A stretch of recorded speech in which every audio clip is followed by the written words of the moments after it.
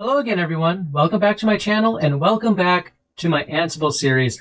I love Ansible and I'm really excited to be doing these videos. I hope this series has been as awesome for you guys so far as it has been for me to create these videos. Now, in today's video, we are going to look at a way that we can differentiate a playbook by host in terms of which distribution the host is running.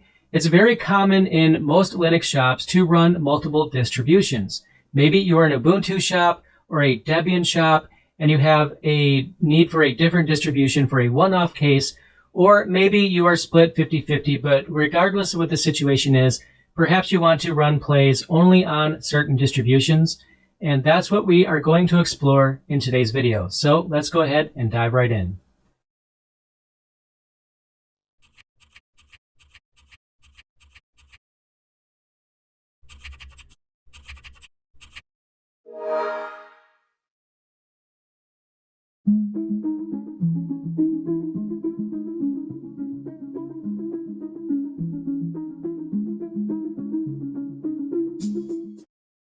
So here we are on my laptop, and before we get started, I do want to show you guys a very important thing to do when you are working with a Git repository.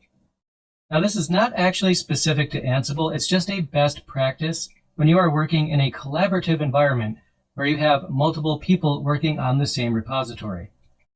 Now, for us, it's just you and I, so you're not actually working on a collaborative Git repository in this series, but we're going to pretend as though we are. So I'm going to cd into the directory for our repository, and these are the files that we have in there right now. Now, the best practice I want to show you guys is running git pull. What git pull will do is it'll go ahead and pull down any changes that have been made since you last, pulled changes. So far, we've only been committing and pushing changes, but if someone else on the team has added something to Ansible, we might want to pull their changes down. Now, if version control is being handled properly, there's going to be a code review before people merge their changes in, but that's beyond the scope of this video. At a minimum, it's just a really good idea to do git pull every now and then, just in case someone else on the team has pushed any changes since you last worked on it. So I'll just press enter. And entering the correct passphrase is also a best practice. But anyway, we already knew what was going to happen, which is essentially nothing. It says we're already up to date. Again, you're the only one working on this repository, so that's to be expected. But git pull, what that will do is pull down any changes, like I mentioned, that may have happened since the last time you worked on this repository. Anyway, we're all up to date and we're ready to go. Now, what I'm going to do is add a fourth server. Now, you don't actually have to follow along with this part right here because I haven't even told you to create a new server. I just want to show you an example that's going to set the stage for this video. And this is going to fail anyway, so just go ahead and watch this. You don't have to actually go ahead and do what I'm doing. But anyway, what I'm going to do is edit the inventory file. And I'm going to go here to the bottom, and I'm going to go ahead and add another server, the server that I created off camera. And that's the IP address my DHCP server gave that server. So I'll save the file and then exit out. So now what I'm going to do is go ahead and run the same playbook from the previous video, the one that installs Apache. So again, that's Ansible-playbook, and we wanted to ask the sudo password or the become password as Ansible refers to it as. And the playbook we want to run is the install Apache playbook. Again, we created this in a previous video. Anyway, I'll press enter and let's see this fail.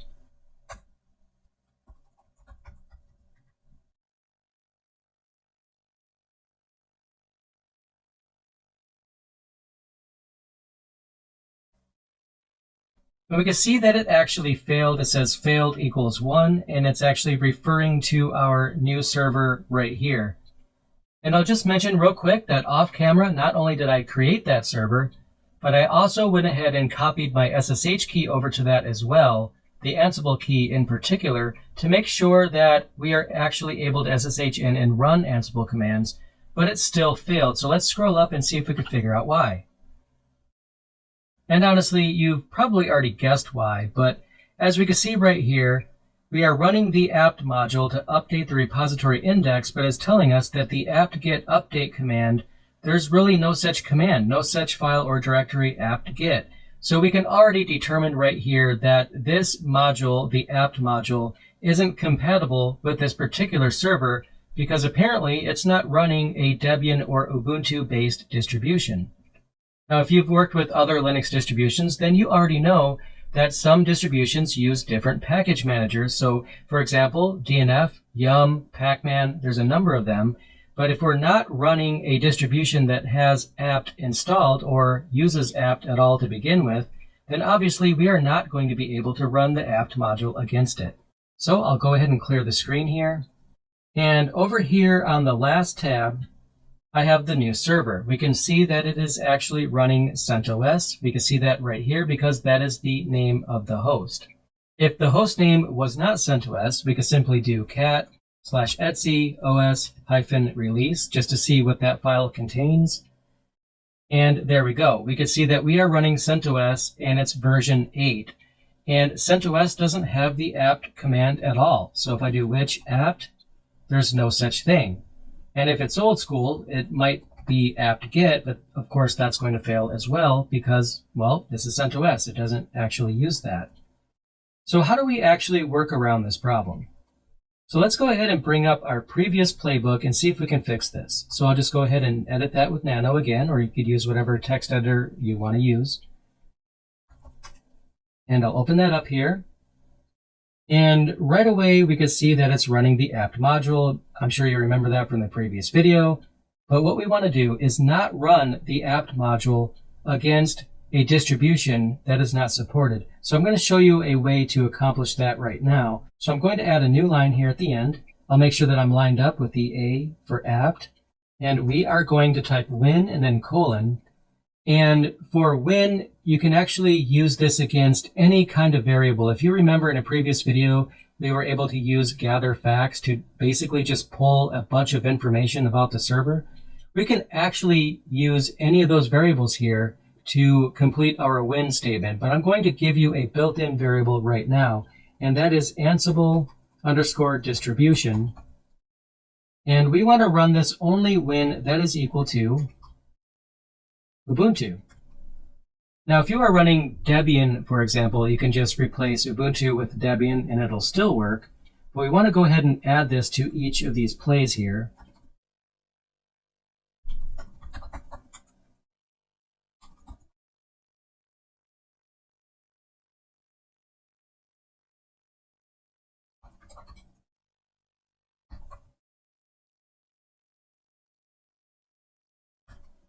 Let's go ahead and save this file.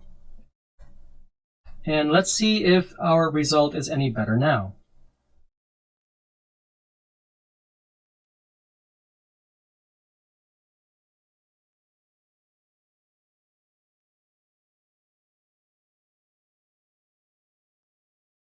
Now look at this. Everything was successful. We have no errors at all. Failed is 0 all the way down here.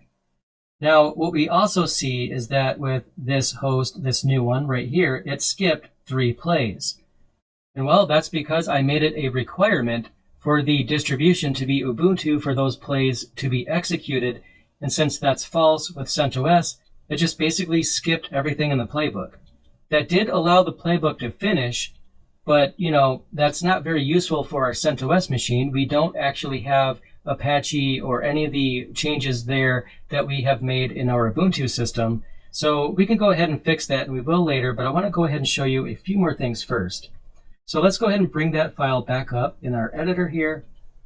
Now, one thing I want to show you is that if you want to basically run this against a few different distributions, then the syntax changes a bit. We will use in instead of the double equal sign. And we will put the Ubuntu in double quotes and square brackets here. But then we can also do this. So for example, if you had a mix of Debian and Ubuntu servers, then you can write your win statement like this, and it'll work because both Debian and Ubuntu have apt. So you can use this if you have a mix of Debian and Ubuntu. That's really easy to solve. Now, I'm not actually going to save my changes here, Because another thing I want to show you guys is just a reminder of gathering facts like I mentioned. And I'll go ahead and type out the command that we've used in a previous video to go ahead and do that. So it was Ansible all, and the module was gather facts. And we could do -- limit. And we could limit the results to the new server that we just added. So I'll just type the IP address for that server here. Let's press enter. And we get a bunch of information here. So I'm not going to go over every possible use case for the when statement. But we can see that there's a bunch of variables here. We even have Ansible product name that shows that it's VirtualBox. So if you wanted to run something, for example, only against VirtualBox virtual machines, you could target your when statement against Ansible product name, as you see here. You could do equals VirtualBox. What we can also do here is check which operating system or distribution the host is running, so we know how to write our when statement. So for that, we'll just run the same command again, but we will grep for Ansible distribution. I'll press enter. And we actually get several variables here. The first one is the one that we've been using, or the one that I showed you earlier, Ansible distribution. And for this host, it's CentOS. We also have Ansible distribution version. So if you want to run your plays against a specific version of the distribution, you can actually do that here. So for example, if I go back to the playbook here, we could basically change it to something like this to match that variable that we saw in the gather facts. Now, obviously, this is not going to work because this is not version 8.2 of Debian or Ubuntu. But if this was CentOS, you could do something like this to target a specific version that would work just fine. So for example, you could also do Ansible distribution, then the double equal sign, and Ansible distribution version 8.2. So now we're targeting CentOS, but only versions 8.2. Again, this will fail because we're still using apt, but I wanted to write out the statement what it would look like if we wanted to target a very specific version of the distribution. So I'm going to go ahead and undo this change here. And now we're back to the way the file was before.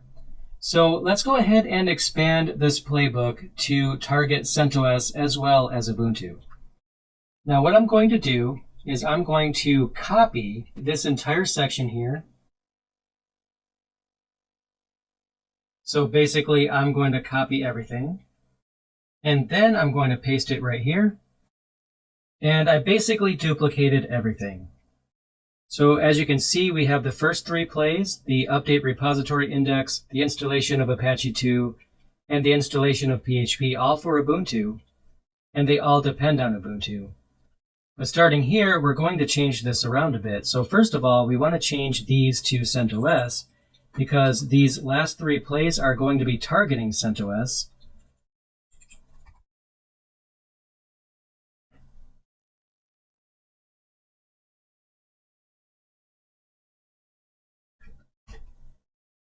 Now, we have CentOS targeted for those, but we actually have other problems because we don't have apt on CentOS, but we do have DNF. So I'm going to change all the occurrences of apt to DNF for these. So that's a bit better, but we also have another problem, and that is that the package names are also different on CentOS. So Apache 2, that's the name of the package for Apache on Ubuntu and Debian. But on CentOS, it's HTTPD, just like that. And actually, the PHP package is simply PHP, so that's a bit simpler. Now, I left the update cache right here because that actually works on CentOS as well, so I'm going to leave that alone. And we should be good to go ahead and run this playbook now. So what I'm going to do is save it, and then run it. And fingers crossed, let's see if this will actually work. So what I'm going to do is run this playbook just like we did before, but now we have tasks specific to Ubuntu and tasks that are specific to CentOS as well. Let's see what happens.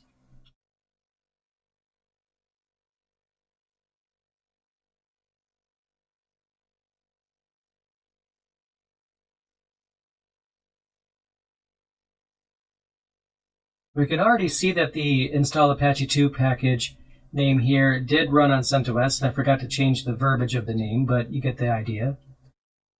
Now we do have an actual problem with CentOS though. If you recall in a previous video, when we installed Apache on Ubuntu or Debian, the default Apache website was immediately accessible, but that's not the case with CentOS though. So if I go down here to my browser, we have the default web page for Ubuntu, for Apache, as I mentioned. But if I change the IP address to the CentOS system, this is going to fail. And the reason why is because there are two problems actually.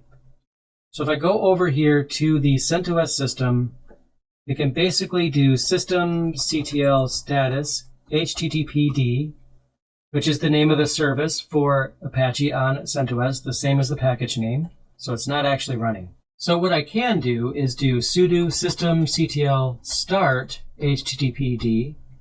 I'll press enter, type in the password here. I'll go down here back to my browser, I'll refresh the page, and it's still not going to work. Why? Well, first of all, I want to mention that we want to refrain from running a manual command like this because we are using Ansible to automate, and we want to automate everything. But I haven't actually covered starting services just yet, so we're going to cover that in a future video. But there's actually another command that we need to run to allow communication to port 80, which is what Apache runs on by default. So for that, we will run sudo firewall-cmd --add-port, set that equal to 80/TCP, and then enter. And it says success. So if I go down here back to the browser again, now it works just fine. Now we have the Apache default website for CentOS. And we ran another manual command, didn't we? So basically we want to think like automation masters. We want to automate everything. So every time we run a command manually, it's okay every now and then. But if we are going to run that command multiple times in the future, we basically want to write it down and then plan on automating that later. So now we have two things that we want to automate in the future. Starting services, we want to start the HTTPD service. And we also want to add a firewall rule to allow traffic to reach the CentOS system via port 80. That's beyond the scope of this video, but I just wanted to point that out to you guys so you know what the current flaws are in the playbook that we have written so far. But anyway, we have made some changes to our Ansible Git repository, and we always want to make sure that we commit those changes back up to master. So if I run git status, we can see that we have two files that are modified.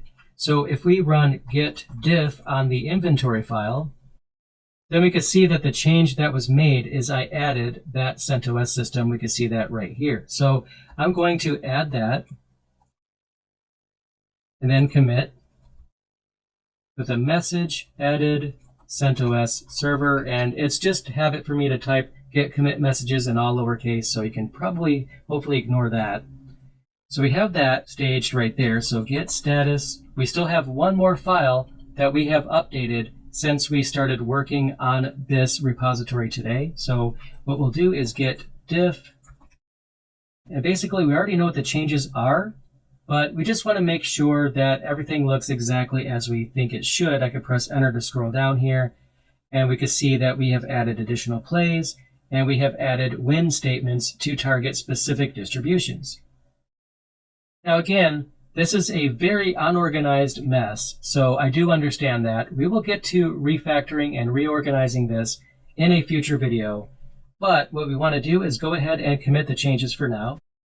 So I will add this current version of this playbook to version control, and we will see now that we have that file staged for commit, and we also have a commit that's ready to go. So let's go ahead and commit the last file here.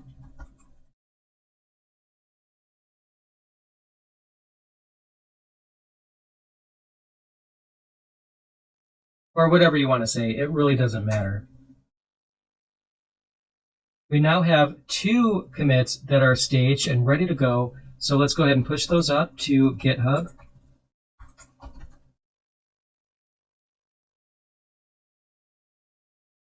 And there we go. We should be fully synchronized.